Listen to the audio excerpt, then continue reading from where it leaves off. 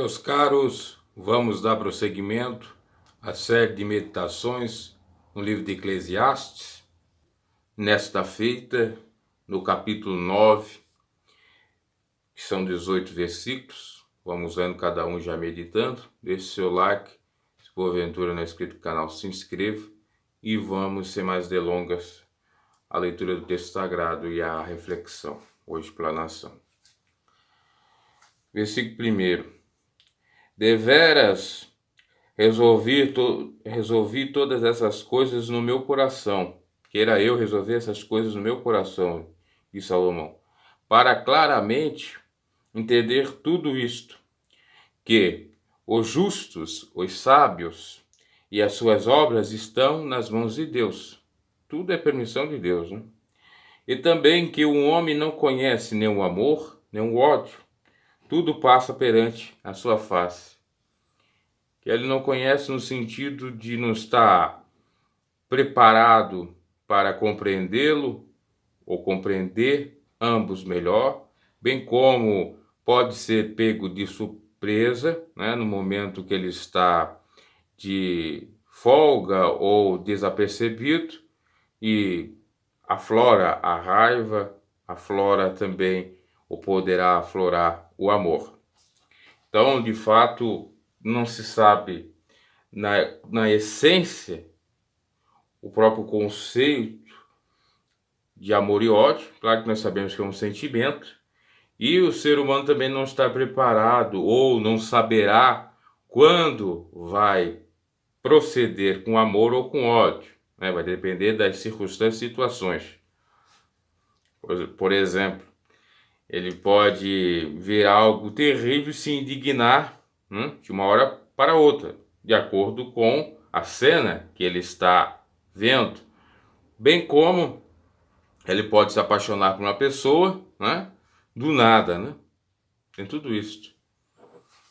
São os imponderáveis, vamos dizer assim, da vida, né? Coisas que acontecem de uma hora para outra, sem pensar, imaginar. São surpresas, vamos dizer assim. Mais ou menos assim que o Salomão está dizendo, tudo passa perante a sua face, né? Tudo, ele até sente alguma coisa, aí ele está falando do conceito, mas não dá para compreender totalmente, né? Versículo 2: tudo sucede igualmente a todos, a ricos, a pobres, etc. O mesmo sucede ao justo e ao ímpio, ao bom e ao mau, ao puro e ao impuro, assim ao que sacrifica como aquele que não sacrifica, assim ao bom como ao pecador, ao que jura como o que teme o juramento. Esse é o mal, versículo 3, que há em tudo o que se faz debaixo do sol, que a todos sucede o mesmo. Também o coração dos filhos dos homens está cheio de maldade, há desvarios no seu coração, na sua vida, e depois se vão aos mortos. Quer dizer, eles não sabem medir as coisas, acontecem, e Salomão via aquilo como um mal debaixo do sol. Depois todos um dia vão, ou se vão, morrem, né? E tudo isto não adiantou de nada, é passageiro, é efêmero, não adiantou uma certa noção de amor ou de ódio, ou até mesmo não ter correspondido a algo, por exemplo, na questão do amor, ou ter procurado mais, ou não ter sabido, ou não ter como compreender, enfim, é tudo nesse contexto aí que ele fala, né? Até uma miscelânea, às vezes o próprio texto é um pouco confuso, ambíguo, mas é mais ou menos nesse sentido que está se falando. Lembrando que eu estou na versão Almeida, se você talvez pegar uma versão que eu gosto muito, versão Nova Internacional, o texto talvez está um pouco mais aclarado, com sinônimos, não que altera nada aqui, mas é com sinônimos, com palavras que deixem, ou que venham deixar mais claro o contexto. Versículo 4. Ora, para aquele que está na companhia dos vivos há esperança, pois é melhor o cão vivo do que o leão morto. Por quê? Motivo. Os motivos sabem, os vivos melhor sabem, que hão de morrer, mas os mortos não sabem coisa nenhuma. E não tem mais recompensa, mas a sua memória ficou entregue ao esquecimento. Então é melhor segundo a concepção de Salomão, o cão vivo, né, feroz ou raivoso, né, ou ladrando muito, né, cão que ladra não morde, já tem um ditado, mas vale esse, porque a esperança, pois está na companhia dos ídolos, do que o leão, né, com toda a sua ferocidade, todo o seu rugido, melhor dizendo, e sendo feroz e tal, e já é morto. Toda a sua valentia, o rei da selva, né? Tudo isso que Salomão está falando aqui, o referentes. Para aqueles que estão vivos ainda há esperança, né? Por isso que diz a sentença ou ditado, enquanto a vida há esperança. E é a mesmo, né? E aqui há de se pensar também espiritualmente falando, né? Enquanto o sujeito está querendo ter vida com Deus, vida espiritual, há esperança. Agora, quando ele tem a sua fé morta ou está morto espiritualmente, a coisa fica complicada, né? Para ele ressuscitar, despertar do que está dormindo e Cristo então esclarecer. E ele diz que para o morto não sabe mais coisa nenhuma, não tem mais recompensa, nossa memória ficou entregue ao esquecimento, é claro. Para essa vida não tem mais nenhuma serventia ou valia, né? A não ser que o sujeito tinha muito prestígio nessa terra, era famoso, confeccionou livros, era um autor famoso, era membro da Academia de Letras, né? Era um músico, era um artista, um ator, um pastor famoso, um padre famoso. Aí pode ser que ainda venha a ser lembrado. Mas naquele tempo, como não tinha essa questão muito de famosos, né? Talvez o mais famoso deles era o rei, era Salomão. Não se tinha essa praxe, né? Esse costume. E aí ficava realmente elas por elas, nada por nada, vamos dizer assim. O sujeito ia por nada, né? Se acabava ali ou ficava com o seu corpo decompondo-se, aliás, em decomposição, aquele estado putrefato, e não representava mais nada para aqueles que estavam vivos. Isso é complicado, né? Aí você vê o quanto você vale. Hoje em dia, como já disse, tem um pouco de diferença, né? Porque nós estamos numa época de tecnologia, que é fácil lembrar, né? Por exemplo, faleceu o Porsche agora, Boechat, né? Não Porchat, Porchat é o outro apresentador, e todo mundo tá lembrando dele agora, tem vídeos no YouTube, né? Dá pra matar um pouco a saudade. É diferente daquela época, ficava muito mais no esquecimento. Mas uma hora também vai passar, né? O luto dura alguns dias, uma hora também vão acabar esquecendo um pouco o Boechat se não tiver aí gente que faça algum documentário, alguma coisa para ele na mídia, etc. O seu amor, o seu ódio, a sua inveja já pereceram, já não tem parte em coisa alguma do que faz debaixo do sol. Tudo passa, né? O amor, o ódio, a avareza, a ganância, de fato fazer mal ao próximo, aquela sede de vingança, ou sede de matança, melhor dizendo, fazer mal sem que ninguém lhe faça. Tudo isso passa, tudo isso acabou ali, né? Vai o valentão, vai o fraco, vai tudo, vai o rico, pobre, etc. Então acaba o ódio, acaba a inveja, tudo perece. E aí, se for analisar, tudo é debalde em vão, né? Tanto as coisas boas como as coisas ruins, mas é melhor fazer as coisas boas, né? É preferível, principalmente, como já disse, o trabalho para o Senhor que configura em amar e sobre todas as coisas próximo a si mesmo é o mais viável do que deixar uma marca de ódio, de pessoa ruim, invejosa, avarenta ou até mesmo acabar morrendo por conta disso, né? Por esses sentimentos perversos e maldosos.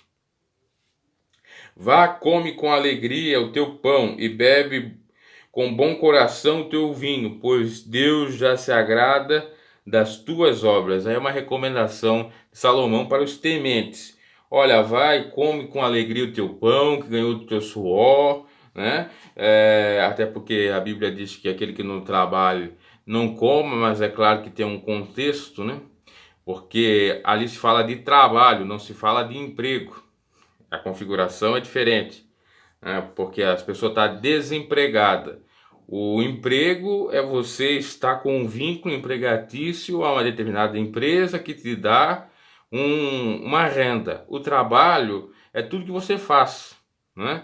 Você, por exemplo, acorda, lava, aliás, faz a sua cama, lava o seu rosto, faz as suas necessidades básicas, vai fazer alguma atividade na sua horta, no seu jardim, ah, faz o café, né, o breakfast, como diz os americanos, vai fazer o almoço, se tem algum bico faz, isso tudo é trabalho.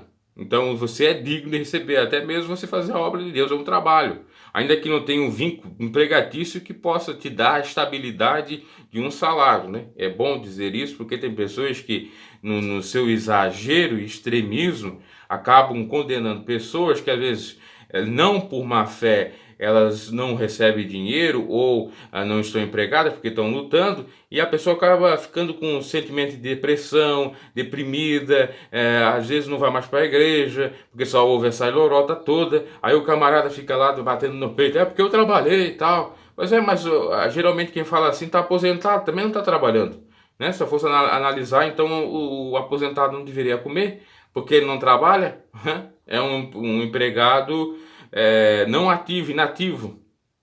E tem os aposentados inativos, que são exatamente aqueles que não trabalham. Porque no Brasil nós temos a possibilidade do sujeito se aposentar, arranjar um outro emprego e trabalhar e se aposentar com aquele outro emprego, né? Aí são os aposentados ativos e os inativos são aquele que é aposentado, mas não está mais trabalhando, mas faz tarefas em casas domésticas, né? Como por exemplo, me recordo muito da minha avó não parava, né? Sempre trabalhando. É nesse sentido. As pessoas não sabem, de fato, lamentavelmente, é, traduzir, vamos dizer, o que está dizendo na Bíblia, né?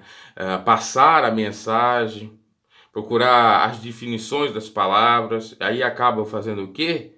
Filhos de Satanás, oprimindo as pessoas, fazendo que nem os fariseus, que não carregam os próprios fardos, mandam os outros carregar fardos esses que eles nunca carregaram, que jamais vão carregar, né? E o interessante é que tem pregadores que falam isso, e eu estou falando isso porque eu já ouvi muitos pregadores pregar dessa maneira, né? Mas quando é um familiar, um parente que está nessa condição, ele não fala nada. E outra, tem outras exceções à regra. Por exemplo, uma pessoa com debilidade ou deficiência física, visual, né, motora, também deficiência auditiva, várias deficiências. Como que ela pode ter um emprego e receber ou oferir renda, né? E até mesmo trabalho? Não tem, né? Então, aquele texto que Paulo está falando, na realidade, é para especialmente irmãos com má fé. Quer dizer, opa, aqui tem um meio de ganhar. Como muitos fazem aí, pastores, é isso aí que Paulo está condenando. Aqui tem um meio de ganhar. Por isso que Paulo disse, ainda que eu veja, que eu perceba que tem gente que está pregando o evangelho por amor ao dinheiro, por ser mercenário, por vanglória, o evangelho está sendo pregado. Mas ele combatia isso. Porque ele dizia o seguinte, não quero ser pesado para vós, vou pedir para outra, mais ou menos assim, né, que dá para entender no contexto, ou vou pedir para outras pessoas que podem ajudar, ou quero que alguém me arranje um trabalho para que eu possa ganhar ou oferir minha renda, é nesse sentido. Agora, ele combate na realidade os irmãos que querem viver ad eterno, da benfeitoria dos irmãos, dos outros irmãos da Irmandade, ou pregadores que querem, né, não fazer nada e ganhar. Porque você trabalhar, a Bíblia diz que o obreiro é digno do seu salário, seja na obra ou seja no mundo secular. Agora, o que não pode são os abusos. Você não faz absolutamente nada e recebe, como acontece às vezes aí na esfera judiciária, também executiva e também legislativa ou na esfera pública, né? E o camarada fica lá numa tal de chamada a palavra sinecura, um falso emprego. Ele realmente tem vínculo empregatício, ele cumpre os pré-requisitos, os requisitos que é necessário para configurar um emprego, que são onerosidade, que são assiduidade, né, que são o próprio salário, né, e até a própria... tem uma outra palavra ainda que falta, um outro pré-requisito exatamente, que é o vínculo, né? É comprovado em direito do trabalho e tal, o cara tá lá trabalhando, né? Pelo menos, teoricamente, se encaixa de acordo com a lei. Mas você vai lá ver, não faz nada. Fica lá de braços cruzados, só bate o ponto, entra lá, não faz nada. Como eu já vi, e não é mentira nenhuma, no próprio judiciário, a pessoa de dar uma adiantada lá nos processos, uma assessora, de dar, enfim, fazer outras coisas que não são lhe pedidas pelo juiz.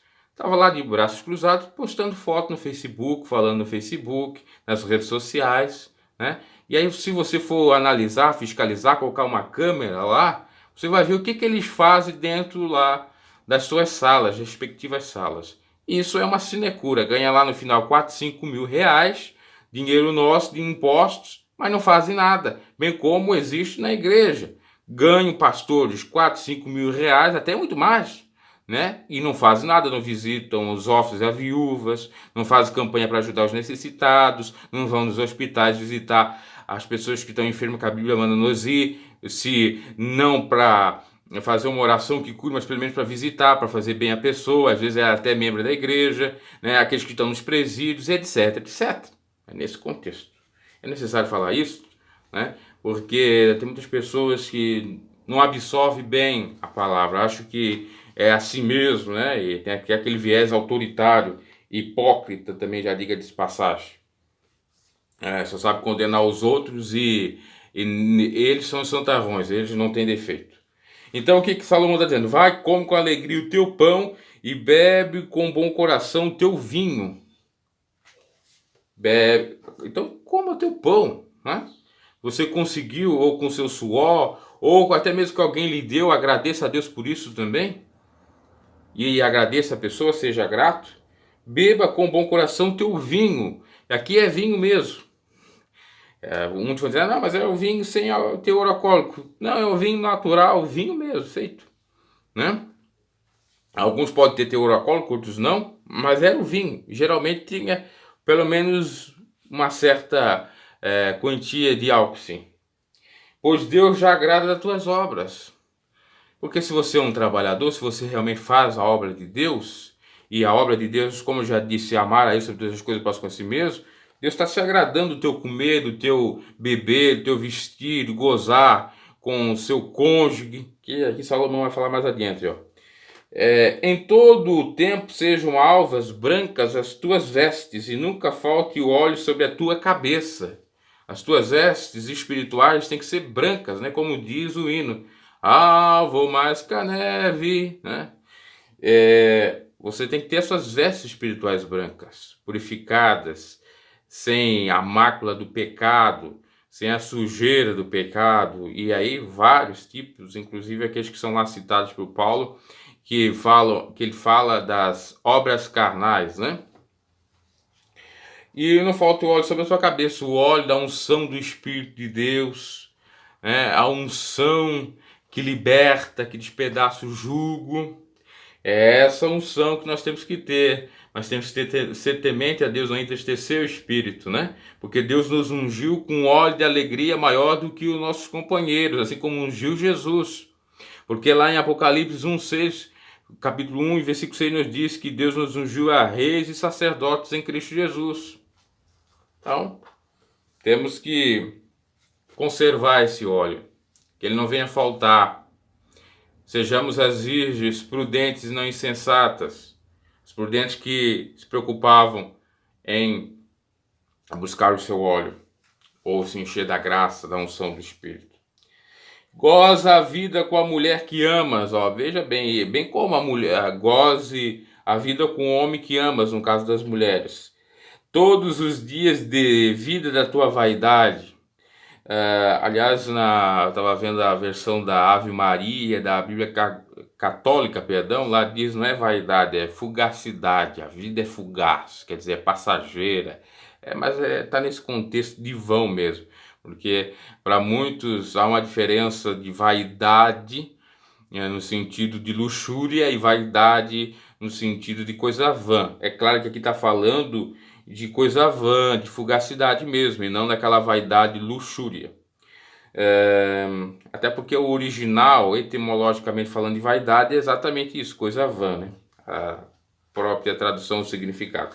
Então, goza a vida com a mulher que amas todos os dias da tua vida, de vida da tua vaidade, os quais Deus te deu debaixo do sol todos os dias da tua vaidade, porque essa é a tua porção nessa vida e do teu trabalho que fazes debaixo do sol. Então é isso. Dá valor à família, dá valor ao esposo, à esposa, né? Valor ao trabalho, a Deus, ser temente ao mesmo. É isso que Salomão está falando. Tudo que te vier à mão para fazer, faz-o. Não perca a oportunidade, né? Você tem a oportunidade de pregar o evangelho, prega. Você tem a oportunidade de ajudar o próximo tendo condições, faça. Você tem a oportunidade de fazer algo para oferir renda para si de uma maneira lícita, faça. Por isso que a Bíblia diz, se você sabe fazer o bem e não faz, peca. E o pecado é o erro ao alvo. Isso também quer dizer das coisas cotidianas e como espirituais, né? Porque muitos só levam isso para coisa espiritual, né, de fazer obra para Deus, mas também no sentido cotidiano. Às vezes você tem uma oportunidade de fazer alguma coisa e você despreza. E é ali que você iria se dar bem, ou financeiramente, ou em qualquer outra área que você necessite. Então tudo que tiver à mão para fazer, faz-o, conforme as tuas forças, conforme a tua possibilidade, né? É nesse sentido. Pois na sepultura, para onde vais, não há obra, nem projetos, nem conhecimento, nem sabedoria alguma, né? O mesmo Salomão que diz que tudo é vaidade, que quase nada adianta, ele recomenda, né? Parece um contrassenso, um contraditório, um paradoxo. Ele recomenda para fazer alguma coisa, né? Enquanto está vivo, depois de morto não adianta mais. Mas não é bem assim. Ele está dizendo uma obviedade, que tudo é vão, no entanto, que apesar de tudo ser vão, vaidade, tem coisas que é relevante, né? Eu sempre falo aqui da minha avó, porque é uma pessoa antiga, eu escutava muito ela, e isso deve ser feito, né? Os idosos devem ser respeitados, a gente deve ouvir. Quem é pai, que tem os seus pais vivos, né? Deve ouvir eles também, cuidar, e os netos também, etc. E ela dizia, olha, que é para fazer alguma coisa para mim, faça agora, agora viva. Depois de morta, eu lá dentro do caixão lá, vão enfeitar o sepulcro, vão colocar os enfeites, pode colocar até ouro lá. Eu não estou mais lá, não quero nem mais saber. Então faça aqui. E é verdade, sempre os antigos, as pessoas um pouco mais idosas dizem isto. Então é exatamente isso que Salomão está aqui falando. Vi algo mais debaixo do sol, não é dos ligeiros o prêmio, nem dos valentes a vitória, nem tampouco dos sábios o pão, nem ainda dos prudentes a riqueza, nem dos entendidos o favor, mas que o tempo e a sorte ocorrem a todos. Olha que interessante, ele não viu a questão do sujeito ganhar o prêmio, ser vitorioso, ser sábio e ter riqueza. Ele viu que há um tempo e a sorte que são para todos na concepção dele, né? Ou que pode ser para todos, né? Se buscar, se querer, se perquerir.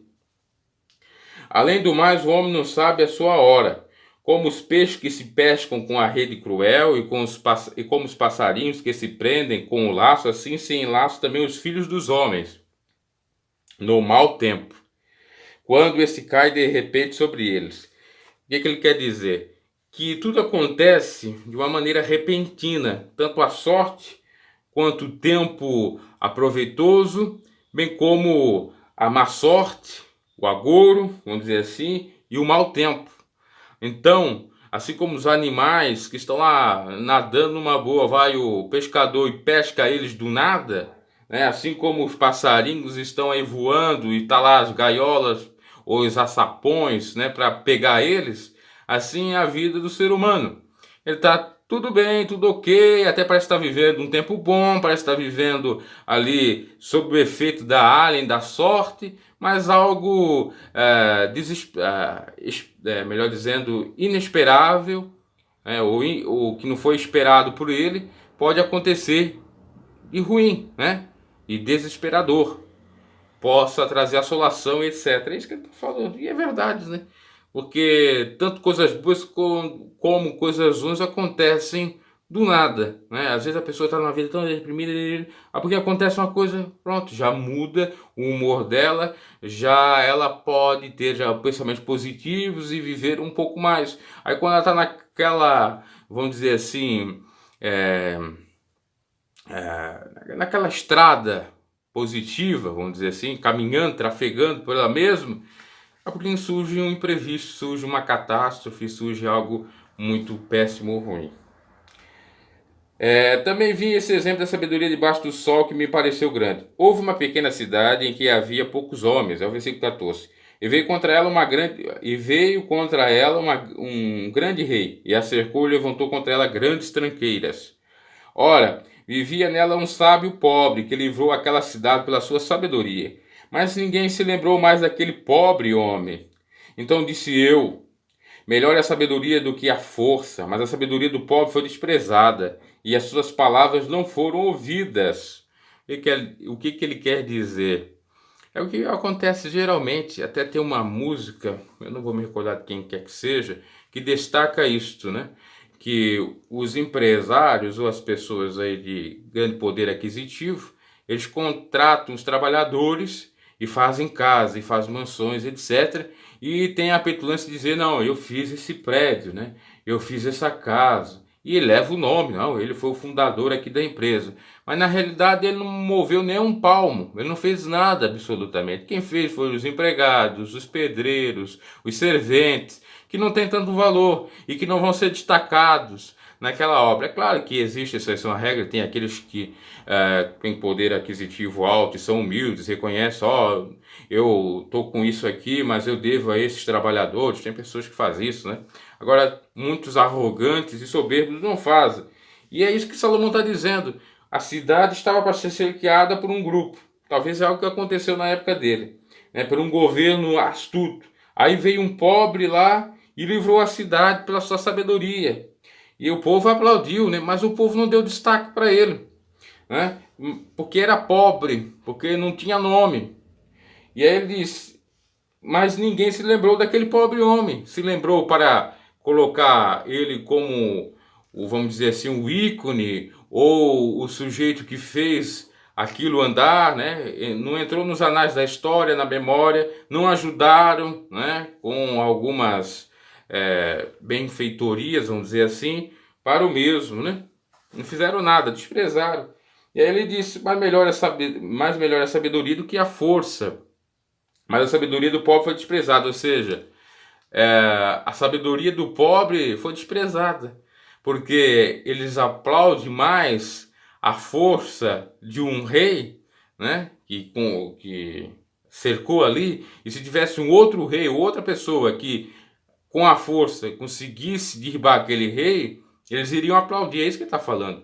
Mas como o camarada foi sábio, possivelmente foi através das palavras persuasivas, ou no campo semântico das palavras, enfim, que conseguiu convencer o outro a não oprimir aquele reino, então foi desprezado. Assim como muitos aí que constroem muitas edificações são desprezados, né? Que tem lá a sua parcela de contribuição em grande, o seu tijolinho de construção e grande, e é desprezado. É só nós analisar o próprio Cristo, né? Foi desprezado na sua época. Vamos adiante aqui bem rápido. As palavras dos sábios devem em silêncio ser ouvidas, mais do que o clamor do que domínio sobre os tolos. Melhor a sabedoria do que as armas de guerra, mas um só pecador destrói muitos bens. É a grande verdade, né? A sabedoria tem que ser ouvida mais do que o clamor, mais do que a força, né? Tem que se prezar pelo diálogo, se prezar pela comunicação, para a pacificação, né, dos conflitos, etc. É isso que ele está falando aqui. No entanto, não dão valor, né?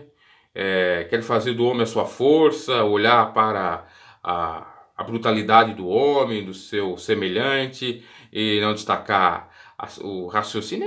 Hoje o que acontece aí, se você vê, né? As mulheres aí da academia, homens da academia, às vezes tem mais valor, forte, do que um sujeito que estuda a vida toda, que tem bastante ideias interessantes, produtivas, para que de fato haja melhorias e mudanças no país, né? E aqui ele ainda cita no final que os pecadores destroem tudo, né? E realmente destrói, principalmente quando não se tem sabedoria. Era aquilo que fez o filho pródigo que Jesus relatou, né? Desprezou tudo que o pai deu, estão jogando tudo fora, ok? Deixe seu like, comente acerca desse episódio, aí, vamos dizer assim, dessa pregação, e até a próxima, onde nós vamos falar acerca do capítulo 10.